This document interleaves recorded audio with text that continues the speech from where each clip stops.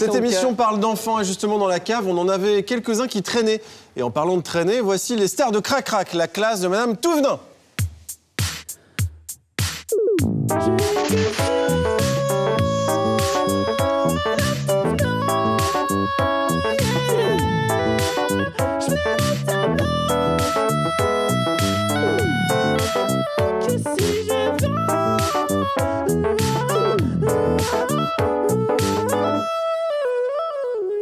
Il manque à YouTube. Ah ouais. Il nous manque. Bah, ouais. Oh. Il chante plus juste sans vocodeur quand même, c'est ça qui est ouf. Mais Maxence, c'était quoi le style musical? C'est le funk que tu tires. Ok. C'est Renan Luce qui l'a popularisé, je l'ai un peu volé. On va prendre une première question de Jules. Jules, c'est le petit garçon blond avec des... Jules, c'est le petit garçon blond avec des lunettes qui a une question pour Muriel. Vas-y, Jules. Muriel, j'ai un ami qui souhaite devenir non-binaire. Petit A, qu'est-ce que ça signifie? Petit B, à quel âge peut-on commencer? Petit C, je précise que c'est pas moi, c'est pour un ami, hein?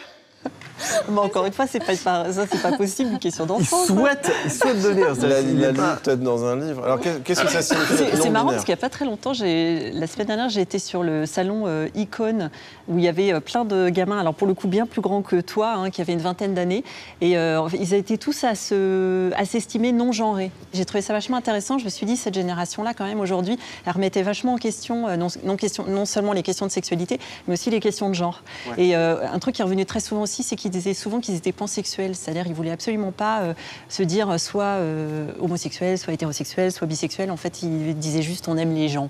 On va prendre maintenant une question de Mathéo pour Sandra. Mathéo, c'est celui qui a la casquette. J'ai peur. Hein. Sandra, est-il vrai qu'au siècle dernier, avant l'arrivée du Internet, les enfants étaient rarement exposés à des vidéos de double fist avant leur puberté? Ouais, très probablement. Ils étaient très probablement moins exposés à des vidéos de double fist. Même à l'âge adulte, on est moins exposés. Même à l'âge adulte. Mais souvent, d'ailleurs, je crois que les enfants voient vachement plus de porno que leurs parents. Hein. Mathéo, tu regardes des pornos. Tu regardes du porno, toi? Ta mère la chiasse. D'accord. Eh ben, je vais arrêter de te poser des questions. Il a écrit ça. Poulpe a écrit ça dans un bar à Paname. Il s'est dit, c'est bon, c'est validé pour l'émission. Non. Je te la vole. Ta mère la chiasse, je vais la prendre. Écoute-moi bien. Ta mère la chiasse. Ok, on va prendre une dernière question de Louise. Louise, c'est la petite avec la coupe de cheveux ratée et la robe rose. Louise, c'est une question pour McFly et Carlito, je crois. McFly et Carlito, pourquoi on vous dit que vous n'avez plus le droit de fesser les enfants alors que vous continuez à fesser les mamans? N'y a-t-il pas là une grande injustice? Eh bien, comment elle s'appelle? Elle s'appelle Louise. Louise, déjà, premièrement, tu es insupportable. Oui. Deuxièmement, on fesse les mamans car on a du désir pour elles.